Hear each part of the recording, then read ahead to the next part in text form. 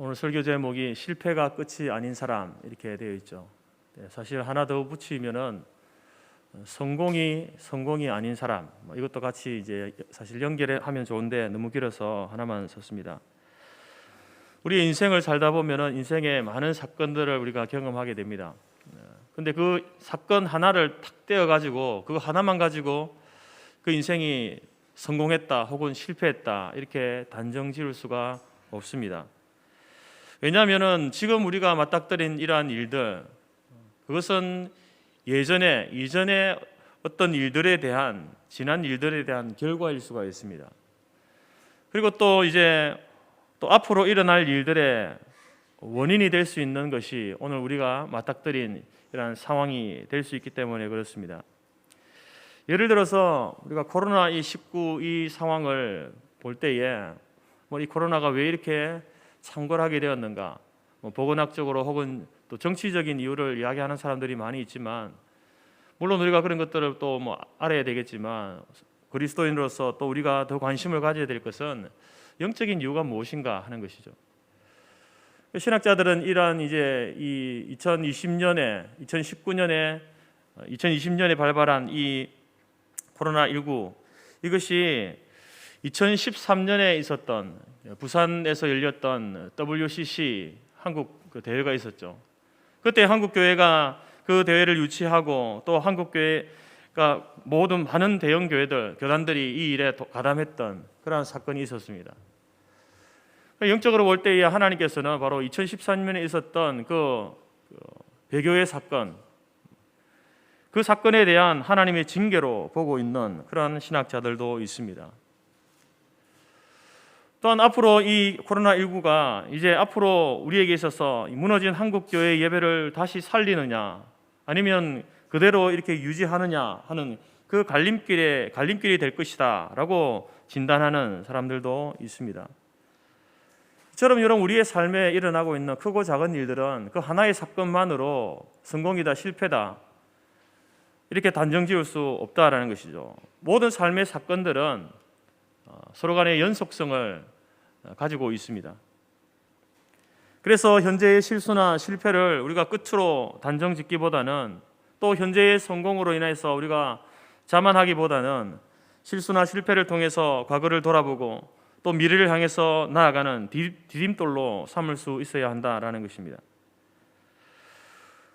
오늘 본문은 솔로몬의 아들 르호보암이 41세 때에 이제 유다의 왕으로 등극하는, 그래서 르호보암은 분열된 이스라엘, 특별히 남유다의 첫 번째 왕이 되는 그런 오명을 갖게 됩니다. 하나님께서 사울을 통해서 또 다윗과 솔로몬을 통해서 이제 다니엘 왕국으로 세워주셨는데, 그 다니엘 왕국이 나누어지면서 첫 번째 왕이 되는 그 오명을 르호보암이 갖게 된 것이죠. 르호보암이 왕이 되자 이제 솔로몬 치하에서 솔로몬을 피해서 애굽으로 도망갔던 도피해 있던 여로보암이 돌아오게 됩니다. 여로보암이 이제 사람들의 그 민심을 사게 되어지고 이제 이스라엘을 대표해서 르호보암과 협상의 테이블에 나오게 되는데, 그 내용은 이제 솔로몬이 부과했던 세금과 또 노역, 그것을 가볍게 해달라라는 요구였습니다. 아마도 이런 어떤 제안을 가지고 백성들에게 다가갔을 때에 모든 사람들이 환호했을 겁니다. 여로보암이 우리를 대변해주고 있구나, 연약한 사람들을 대변해주고 있구나라고 좋아했을 겁니다. 그래서 협상의 테이블에 나와서 이제 이런 요구를 하게 됩니다. 그 요구에 대해서 르호보암은 이제 그 요구뿐만 아니라 이제 원로들의 충고를 따를 것인가, 아니면 젊은 신하들의 가르침을 따를 것인가 라고 하는 그러한 기로에 서게 되어집니다. 우리가 계속해서 말씀을 묵상해서 아는 것처럼 르호보암은 자기와 함께 자라났던 젊은 신하들의 그 충고를 따르게 되어지면서 이제 솔로몬보다 더한 세금과 더한 노역을 백성들에게 주게 될 것이다 라고 이렇게 예고를 하게 되어집니다. 그러면서 이제 열왕기에서 보게 되어지면 이 솔로몬이 그들의 노역을 위해서 하도람이라고 하는 사람을 파송하게 됩니다. 노역을 감독할 하도람을 파송하지만 북이스라엘 사람들은 이제 그 하도람을 여로보암을 중심으로 집결해 가지고 하도람을 돌로 쳐 죽이는, 이거는 이제 그 왕에 대한 반역이죠. 왕에 대한 항명을 일으키게 됩니다. 그래서 로보암이 이제 그것을 가만두고 볼 수 없었죠. 그래서 여로보암을 그 북이스라엘 치기로 마음을 먹고 이제 전쟁을 벌이려고 합니다. 하지만 스마야 선지자가 이제 그 전쟁을 행하지 않을 것을 조언할 때에 그 전쟁을 뒤로 하고 로보암은 이제 유다로 돌아가서 유다 성읍들을 방비하는 그러한 일들을 하게 되어집니다. 그러던 차에 이제 여로보암은 북이스라엘을 정비해서 이제 남유다와 북이스라엘로 나누어지게 되는 그러한 과정을 겪게 되어집니다.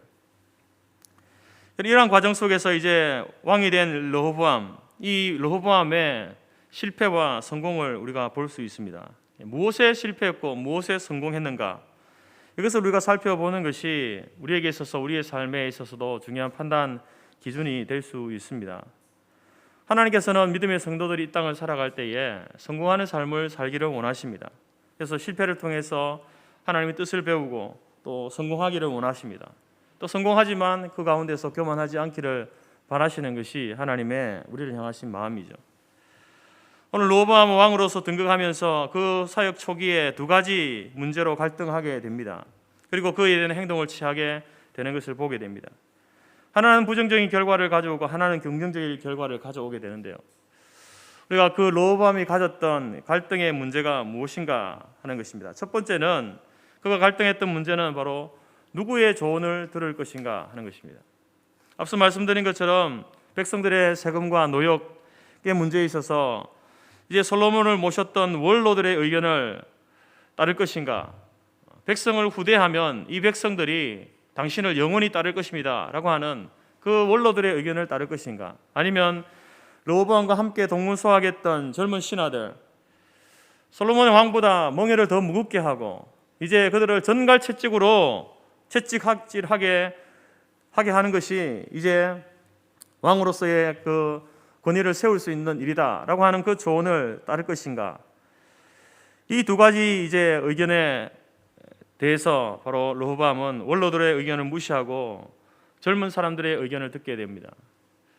그래서 우리가 이제 이 역대하 본문만을 보게 되면 그 이스라엘이 남북으로 나누어지게 된 이유가, 드러난 이유가 바로 이제 이 르호보암이 바로 원로들의 의견을 무시하고 젊은 사람들의 의견만 들었기 때문에 나라가 남북으로 나누어졌다라고 이렇게 보여지게 됩니다. 그런데 여러분, 오늘 본문에서는 15절에서는 이 일은 하나님으로 말미암아 난 것이다 라고 분명히 말씀하죠. 여러분, 여로보암이 솔로몬을 대적하여서 일어났을 때에, 그때에 이제 아히야 선지자가 자기 옷을 찢으면서 그 옷을 12조각으로 나누어 가지고 여로보암에게 10조각을 주면서 이런 이야기를 합니다. 이스라엘 하나님 여호와의 말씀이 내가 이 나라를 솔로몬의 손에서 찢어 빼앗아 10지파를 여로보암 너에게 주겠다. 바로 하나님께서 이미 솔로몬 시대 때에 바로 아히야 선지자를 통해서 여로보암에게 10지파를 주겠다. 그 말은 이제 곧 바로 이 이스라엘이 남북으로 나누어지게 될 것이다 라고 하시는, 그 이미 하나님께서는 이 나라를 나누시겠다라고 하는 하나님의 뜻을 그때 이미 정하셨다라는 것입니다. 물론 지금 르호보암이 원로들의 의견을 듣지 않았던 이것도 사실 나라가 나누어지는데 일조를 했습니다. 전혀 아무런 영향력이 없었다라는 것은 아니지만, 바로 그 이전에 이미 하나님께서는 솔로몬이 그 시돈의 여신이었던 아스다로, 모압의 신인 그모스, 또 암몬의 신인 밀곰, 이러한 우상 숭배하는 이 솔로몬의 모습을 통해서 내가 이 나라를 찢어서 바로 여로보암에게 주겠다라고 하는 뜻을 하나님이 정하셨다라는 것입니다. 이미 이스라엘을 향해서 하나님의 마음이 돌아서 버렸다라는 것을 우리는 열왕기상 11장 말씀을 통해서 알게 되어집니다. 여러분, 이러한 상황 속에서 지금 이제 르호보암이 왕이 되었습니다. 아버지의 뒤를 이어서 이제 유다의 왕이 되었습니다. 그럼 그에게 있어서 그가 관심을 가져야 할 것이 무엇이겠습니까? 신경을 써야 할 것이 무엇이겠습니까? 내가 원로들의 말을 들을 것인가, 젊은 신하들의 말을 들을 것인가, 이 두 가지가 아니라는 것입니다. 왜냐하면 사실은 우리가 오늘 말씀 가운데서 본문은 이제 로보암이 젊은 신하들의 말을 듣지 않습니까? 그것 때문에 나라가 나눠진 것처럼 보이지만, 여러분, 우리가 만약에 르호보암이 그러면 원로들의 말을 들었으면 어떻게 되었을까요? 제가 볼 때는 원로들의 말을 들었어도 이 나라는 나눠지게 되어 있습니다. 왜냐하면 이미 솔로몬 시대 때에 하나님께서 여로보암에게 10지파를 주겠다라고 말씀하신 그것이 이루어질 것이기 때문에 그렇습니다. 그래서 사실 르호보암에게 중요한 것은 내가 원로들의 말을 들을 것인가, 젊은 신하들의 말을 들을 것인가, 그게 중요한 게 아닙니다. 이미 하나님의 마음은 이스라엘 향해서 돌아서 버렸습니다. 그래서 르호보암이 지금 신경 써야 할 것은, 관심을 가져야 할 것은 그것이 아니라 바로 누구의 말을 들을 것인가 아니라 바로 하나님을 찾을 때라는 것입니다. 하나님의 자비와 긍휼을 구할 때다라는 것이죠. 사람의 말을 듣고 쫓아다니는 이런 어떤 르호보암의 모습이 아니라 그가 왕으로서 첫 번째 해야 될 일, 그것은 바로 하나님과의 관계를 회복하는 것입니다. 등을 돌려버리는 그 하나님을 향해서 다시 한번 하나님 앞에 자비와 긍휼을 구하는 그 모습이 지도자로서 왕으로서의 모습 가운데 있어져야 한다는 것입니다. 여러분, 우리가 살아가면서 그리고 어떤 자리에 올랐을 때에 어떤 일을 처리할 때에 사람들의 조언을 듣는 것은 그것은 삶의 지혜를 얻는 좋은 방법 중에 하나입니다. 왕으로서 여러분 왕이 어떻게 혼자서 그 나라를 다스려갈 수 있습니까? 신하들의 조언을 듣고 또 그 고견을 듣고 또 어떤 개혁 세력들의 그런 이야기를 들으면서 그렇게 나라를 이끌어가야 하지 않습니까? 하지만 무작정 사람들만 찾아다니는 것이 능사가 아니다라는 것이죠.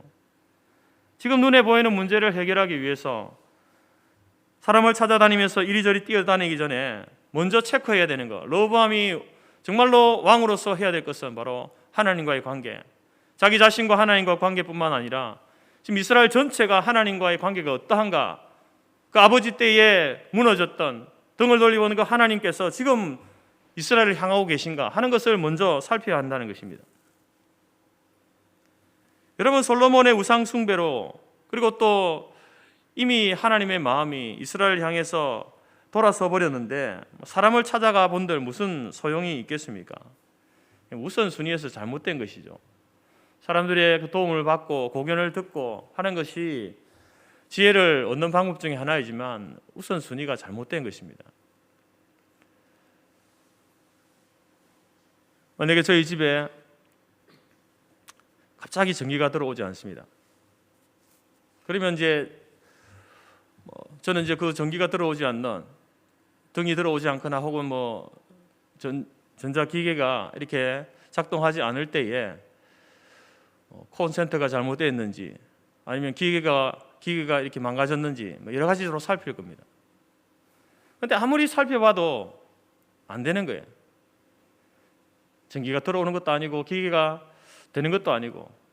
그래서 이제 전문가인 김동기 장로님에게 전화를 탁 드렸습니다. 장로님, 이래 해서 아무것도 안 되는데 장로님 오셔서 한번 봐주시죠. 장로님이 와가지고 제일 먼저 보는 게 뭐냐면은 콘센트를 먼저 보는 것도 아닙니다.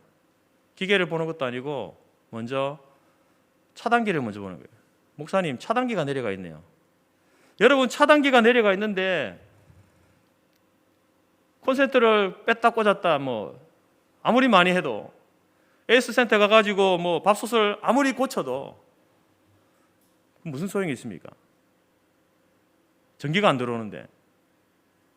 이처럼 여러분, 지금 이스라엘은 르호보암에게 있어서 중요한 것은 사람을 지금 원로들의 이야기를 들을 것인가, 젊은 신하들의 이야기를 들을 것인가, 그게 중요한 게 아니라는 겁니다.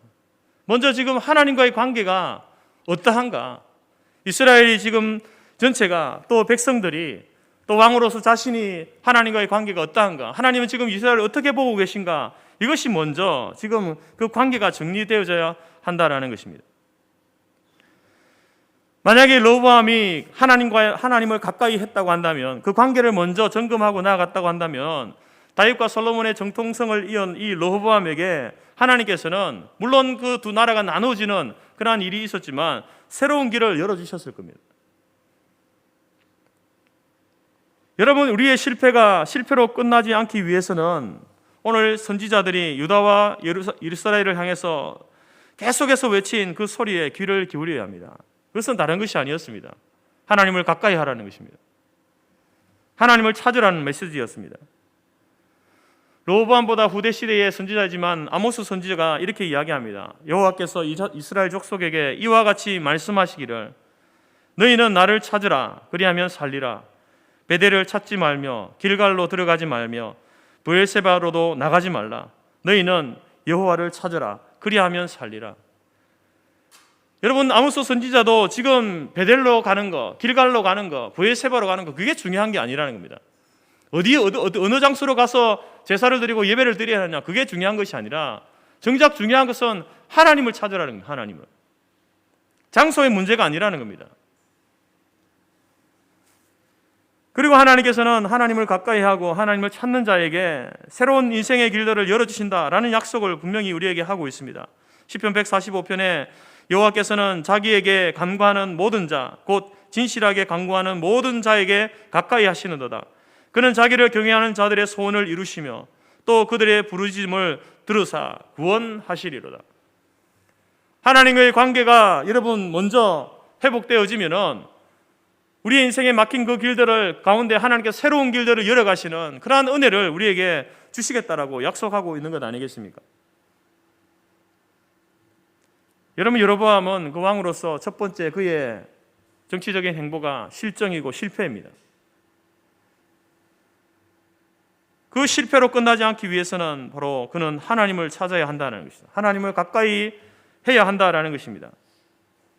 자신의 실패한 문제를 가지고 하나님 앞으로 나아가는 것, 이것이 실패로 끝나는 그러한 인생이 아니라 실패를 통해서 배우고 다시 하나님께서 새로운 길을 열어가시는 그 은혜를 경험하는 길임을 우리 모두가 꼭 기억해야 될 것입니다. 두 번째로 르호보암이 갈등했던 문제는 어떤 사람을 가까이 할 것인가입니다. 하나님께서 여로보암이 이제 이 열 지파를 여로보암에게 주지 않습니까? 그래서 이제 이 르호보암은 두 지파만 소유하게 됩니다. 땅을. 그래서 이제 이렇게 표면상 보게 되어지면은 여로보암은 쿠데타에 성공한 사람으로 보여지죠. 12지파 가운데 10지파를 소유하게 되었으니까요. 그럼 왜 하나님께서 여로보암에게 10지파를 주셨는가? 여로보암이 르호보암보다 더 선하기 때문에 하나님께서 10지파를 주셨겠습니까? 그가 성공한 것처럼 보이지만 과연 그게 성공한 것일까요? 여러분, 이 여로보암에게 있어서 10지파와 10지파 이 사람을 얻고 땅을 갖게 된 것은 그의 쿠데타가 성공한 것처럼 보이지만 사실 성공이 아닙니다. 왜냐하면 북이스라엘을 장악한 이 여로보암은 자신의 왕권을 강화하기 위해서 엄청난 죄악을 저지르게 됩니다. 그 대표적인 게 무엇입니까? 단과 베델에다가 송아지 우상을 만들어 놓고 백성들로 하여금 거기에 와서 제사를 지내도록 한 일입니다. 뿐만 아니라 오늘 본문에서도 이제 북이스라엘의 레위인들과 제사장들을 다 쫓아내는 종교 탄압을 행하고 있는 모습을 보게 됩니다. 여러분, 우리가 이스라엘 역사에 있어서 악한 왕의 대명사는 그가 종교를 탄압하는 것이죠. 우상 숭배하고 종교를 탄압하는 왕은 대대로 악한 왕으로 이렇게 성경은 이야기합니다. 백성들을 우상 숭배에 빠지게 만들죠. 그래서 이 여로보암 같은 경우는 역사에서 두고두고 악한 왕의 대명사로 이렇게 언급됩니다. 뿐만 아니라 이 일로 인하여서 여로보암의 집은 하나님의 이 땅에서 끊어지는 그러한 저주를 받게 되어집니다. 열왕기상 13장 34절에 이 일이 여로보암 집에 죄가 되어 그 집이 땅 위에서 끊어져 멸망하게 되니라. 여로보암의 쿠데타가 성공한 것처럼 보입니다. 백성들의 마음을 다 사로잡은 것처럼 보입니다. 그렇지만 그것은 성공이 아니다라는 것입니다. 여러분, 이제 북이스라엘에서 그 하나님의 사람들, 하나님을 찾는 사람들, 하나님을 가까이 하고자 하는 사람들을 다 쫓아내버렸습니다. 그럼 이 레위인과 제사장들이 어디로 가겠습니까? 바로 유다로 내려오는 겁니다. 르호보암이 있던 유다로 내려오는 겁니다. 예루살렘으로 내려왔습니다. 그들이 내려오니까 하나님을 찾던 백성들도 함께 내려오게 되는 것이죠. 그리고 이 일에 대해서 르호보암이 그 제사장과 레위인들, 그 백성들을 다 받아들이게 됩니다. 여러분, 성경은 오늘 역대하 11장에서 이 일에 대해서 이렇게 표현합니다. 이후 3년 동안 유다 나라가 강성해졌다. 3년 동안 여러분, 이 무리들이 솔로몬과 다윗과 솔로몬의 그 길을 행하였기 때문에 하나님께서 이 유다를 강성하게 해주셨다는 겁니다. 하나님 앞에 하나님을 예배하고 하나님을 제사하는 그러한 영적인 리더들과, 그리고 또 그들을 따라서 하나님을 찾고 하나님을 가까이 하고자 했던 백성들이 유다로 내려올 때 그들을 받아들인 그것은 마치 유다의 이 복이 넝쿨째 굴러오는 그것을 르호보암이 받아들인 그러한 격이 된 것입니다. 여러분, 르호보암이 통치할 때 첫 번째 잘한 것은 뭐냐면은 아까 말씀드린 것처럼 스마야 선지자의 그 말을 무시하지 않았다는 것이죠. 르호보암과 전쟁을 치르기 위해서 만반의 준비를 다 합니다. 그런데 하나님의 사람 스마야 선지자가 전쟁을 하지 말라는 거예요.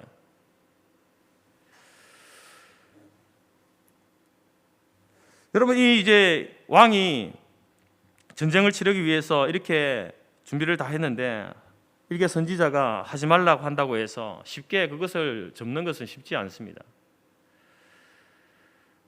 그렇지만 르호보암은 하나님 말씀, 이 스마야 선지자의 이 말이 하나님의 말씀인 것을 알게 되고 순종하게 되어지죠. 그래서 이제 전쟁을 나가던 그 길을 멈추고 돌아서서 오히려 유다 땅으로 가서 성읍을 방비하는, 성들을 방비하는 그런 일들을 하게 되어집니다.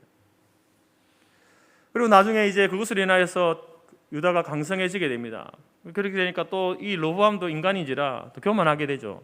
하나님 앞에 범죄하게 되는 그런 사건을 경험하게 됩니다. 그래서 12장에 보게 되면 이 일로 인하여서 하나님께서 진노하셔서 애굽 왕 시삭을 내려보내 가지고 유다를 치십니다.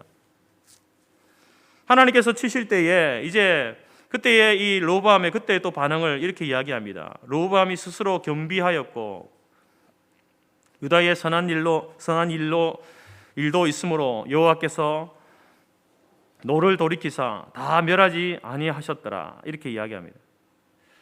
르호보암이 교만해져 가지고 하나님의 율법을 버리고 범죄하게 되었을 때 하나님이 진노하십니다. 하나님이 진노하셔서 이제 애굽 시삭을 통해서 예루살렘을 칠 때에 스마야 그때도 스마야의 경고를 받아들여서 하나님 앞에서 겸비한 르호보암의 모습을 보게 됩니다. 이것이 이제 르호보암에게 있어서 그가 실패한 모습을 가지고 있던 왕이지만 그럼에도 불구하고 하나님께서 그를 어여삐 여기시는 모습입니다.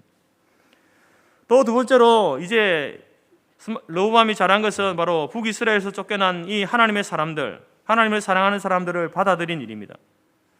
하나님의 사람들을 받아들였습니다. 그것을 받아들인 그걸로 인하여서 나라가 점점 더 견고해졌다, 세력이 강해졌다라고 이렇게 이야기합니다. 그래서 말년에 하나님께서 유다를 다 멸망시키지 아니했다라고 이렇게 말씀하지 않습니까? 여러분, 우리가 살아가면서 하나님을 가까이 하는 것, 그것이 우리에게서 가장 중요한 일이다, 부인할 수 없는 사실입니다. 그리고 또 하나는 여러분, 사람을 가까이 하면서 살아야 한다는 것도 거부할 수 없는 것 아닙니까? 이 땅에 우리가 간다고 한다면 하나님을 가까이 할 뿐만 아니라 사람을 가까이 해야 합니다. 그런데 이제 중요한 것은 어떤 사람을 가까이 하느냐죠. 사람에도 여러 종류가 있는데 네 종류의 사람으로 나눠볼 수 있습니다. 첫 번째 사람은 중요하면서 유익한 사람입니다. 저 사람은 참 중요한데 나에게 있어서 중요하지만 또 유익하기도 한 그런 사람. 또 두 번째 사람은 중요하지만 유익하지는 않은 사람, 이런 사람도 있습니다. 세 번째로는 중요하지 않습니다. 그런데 나에게 유익을 주는 그런 사람이 있을 수 있죠. 네 번째로는 중요하지도 않고 유익하지도 않은 사람입니다. 오늘 르호보암이 가까이 했던 이 스마야 선지자, 레위 사람들, 제사장들, 그리고 또 하나님을 찾았던 그 백성들, 이 사람들은 모두가 중요한 사람들입니다. 그리고 유다에 유익을 주던 사람입니다. 경제적으로 유익을 주는 것은 아니었을 겁니다.